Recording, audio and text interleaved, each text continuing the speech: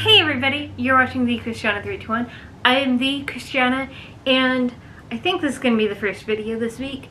So, welcome to my beginning of year reset video week. Every day this week I'll be posting a different video to kind of close out the year 2022 and bring in the year 2023. And we're going to start with a book haul of all the books that I got in December. Why is that so hard for me to remember? I don't do a book haul every month because I don't get books every month, but I love books, and a lot of times when I get them in I get a lot at a time because I have a problem.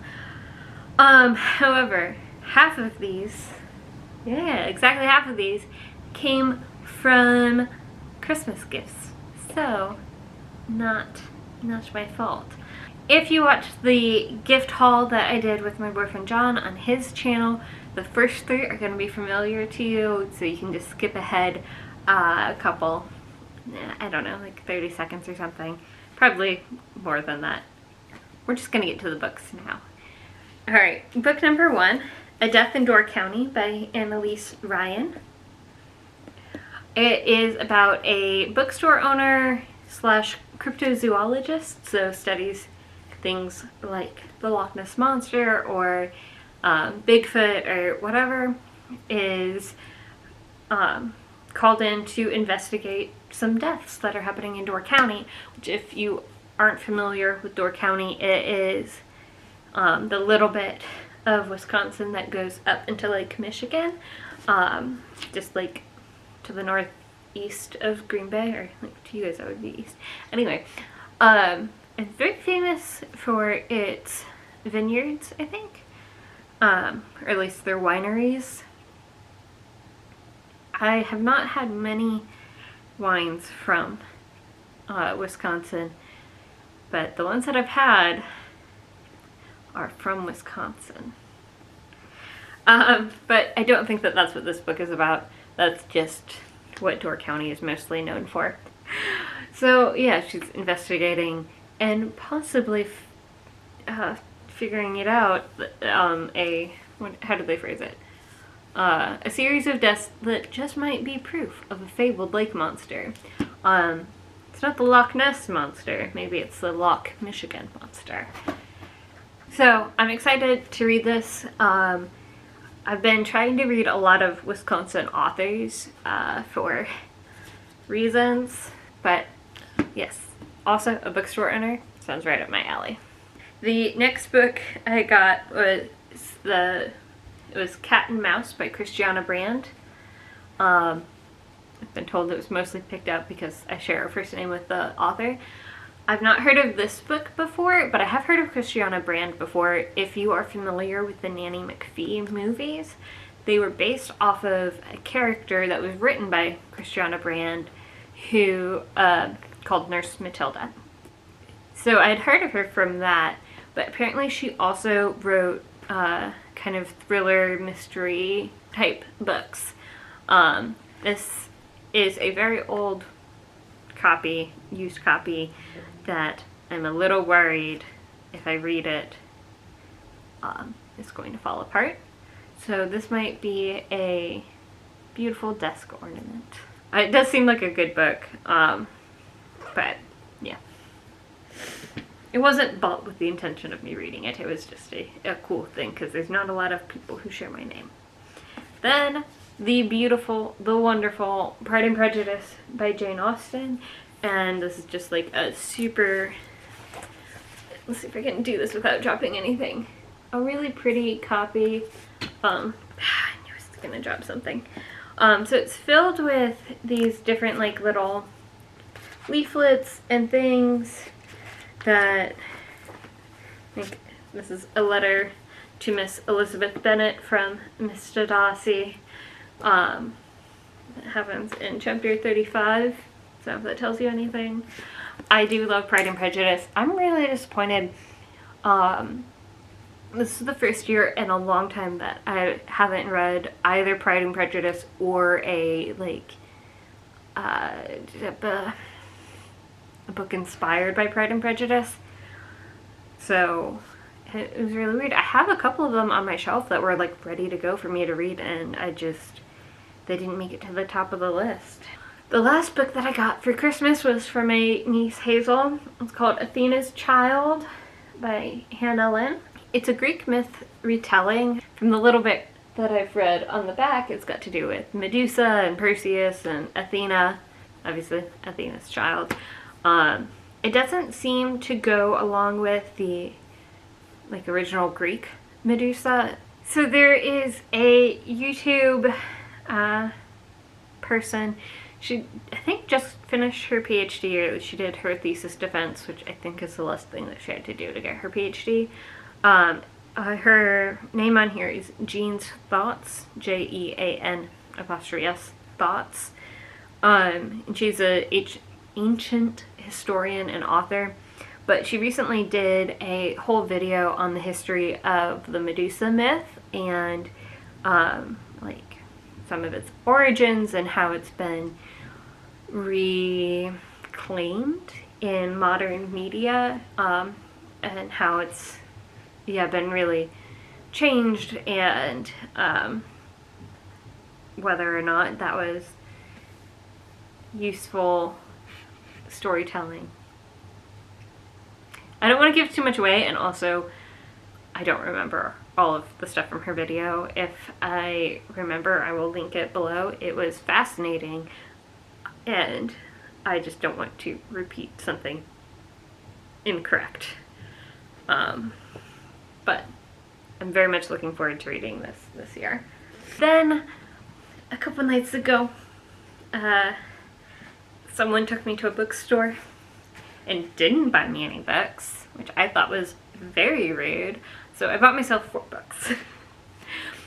This year I want to try and read at least 1 book per month, and I know in the first few months of the year I'm going to be very busy, so I wanted to get ones that you could basically read in a day. I probably still won't, because I don't have a whole day to devote to reading most of the time. But if I get into a reading slump, or for whatever reason I just didn't have time to read that month, these should be good ones to like let me still read a book each month of the year. Alright. Except for one of them came from a different section of the bookstore. But let's go through them. I had a lot more in my hands while we were walking through, and I had to put them back, and it was very sad. So hopefully we'll go back. Okay, so the first one is by Dave Eggers, and it's called The Parade.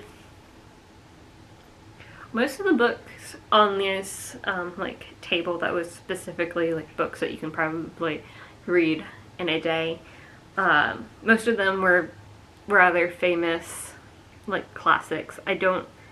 Dave Eggers, the name sounds so familiar to me, but I don't know why. Anyway, so Civil War happened in a country, unnamed country, and then a decade later they're building a highway between 2 countries. Oh, between the divided halves of the country. And they hire a couple foreign people to build the highway. Why is it important that they're foreign? I don't know, but it said so in the back, on the back in the description. And along the way, they have like their own issues and stuff, and they don't realize the country is actually in turmoil.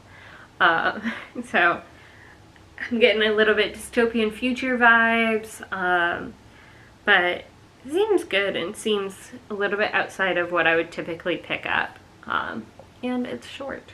So, but I like political intrigue and things like Animal Farm, Lord of the Flies. 1984 is a long one, but good one. Like all these different things that are more about how society works, I guess, and that's the vibe I'm getting from this one. This one I picked up specifically for the author, so it's called Heartburn by Nora Ephron. And I knew the name Nora Ephron. I'm like, I know this name. How do I know this name? She wrote Sleepless in Seattle. She wrote You've Got Mail. She wrote, there's another like big one. But she wrote a lot of the like most classic When Harry Met Sally. There we go. But she wrote a lot of the like quintessential rom-coms. As far as I know, this is her first novel or her only novel. She has several books out, but they were all like memoir kind of books that I could see.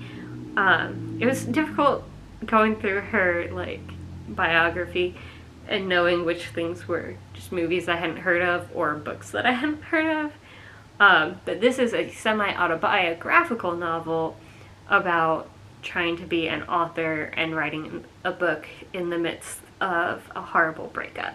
And she wrote it while she was going through a very challenging divorce. So I am interested in what that will hold. And then this one, I don't know, it's very short, but it sounded fun. It's called The Hen Who Dreamed She Could Fly by Sun Mi Huang. I'm not good at pronouncing names that are in a like, culture that isn't American. So I'm very sorry about that. That is my bad. But it is a story told from the point of view of this chicken, this hen named Sprout, as she goes on adventures.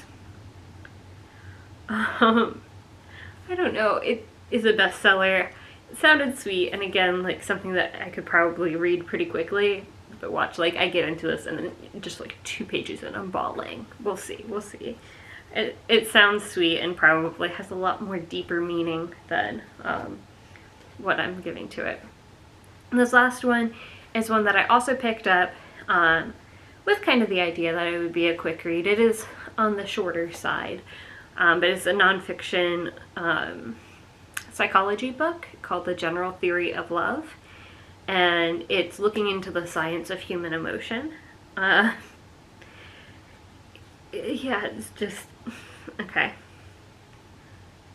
Drawing on new scientific discoveries about the human brain, they describe the workings of our ancient pivotal urge for intimacy, revealing that our nervous systems are not self-contained. From earliest childhood, our brains actually link with those people close to us in a silent rhythm that makes up the force of the body. These wordless ties determine our moods, stabilize and maintain our health, and change the structure of our brains so that in a very real sense, who we are and who we become depend on who we love. And I don't know what to expect. Some of it sounds kind of hippy-dippy, but everybody on the cover has MD after their name, so I'm hoping, even if it is kind of hippy-dippy, it's approached in a like really solid scientific way. I've always been interested in psychology, sociology as kind of a hobby, and so every now and then I like to pick up a book like this. I don't always get through it because sometimes the writing is just like too thick for someone that doesn't have any actual training in psychology, but this one looks like it might be at the right level for me. So we'll see. And if I am able to read it and interpret it, you can expect a video on this one, because I think it sounds really cool. It just depends on if I can understand it, you know? Alright, well, I am going to get to reading. Actually, I'm going to get to editing some videos, and then I'll get to reading, perhaps. Did you get any good books this month, whether as a present from one of the many holidays that happen this time of year? I would love to know. Have you read any of these books? Would you recommend them? Which one should I start with? Because, I mean, I'm probably not going to read that version of Pride and Prejudice. I do really want I've got, like I said, I've got a couple of like retellings of Pride and Prejudice that I do want to read soon. But I just want to read all of the books, and then I will have read all of the books, and then I won't have anything to read, though. It's really tough out there, you guys. So stay strong. Read a book. I don't care what book it is. One time in a scholarship interview, I was asked, what's one book that you think everyone should read? And I gave a very poor answer to that. I chose, in the interview, we had talked about another book previously. I think it was Hitchhiker's Guide to the Galaxy. Excellent book. Hilarious. But because we had just talked about it, that was then the only book that I could think of. And what I tried to articulate that I did not articulate is I don't really think it matters what book you read. Like, there's some books that, like, if you're only going to read one, probably wouldn't recommend. I don't think necessarily that we should pick one book for everyone to read. I think that exposing people to a variety of books and then having them choose what like speaks to them is how you can instill a love of reading. If people forced me to read John Steinbeck or The Great Gatsby, I was forced to read The Great Gatsby and I was forced to read Steinbeck, but it was after I had a good solid foundation of loving to read. So, but if those were the first books that I was exposed to, or like the first like chapter books or whatever, because you would not read Grapes of Wrath to a fourth grader. I mean, you get what I'm saying. Like, I do not connect with those books. Steinbeck, a couple of his shorter ones I have enjoyed, like Of Mice and Men was pretty good. I liked The Pearl, but I don't know that I would have liked it if I was reading it on my own. I read it in class, and so there's a lot of stuff that was would have just gone over my head and been really annoying if we weren't talking about it in class, kind of thing. Anyway, what am I even trying to say? See, this is why I didn't do a good job of articulating it in the scholarship interview. My point is, you want to expose everybody to a wide variety of books so they build that foundation of loving to read.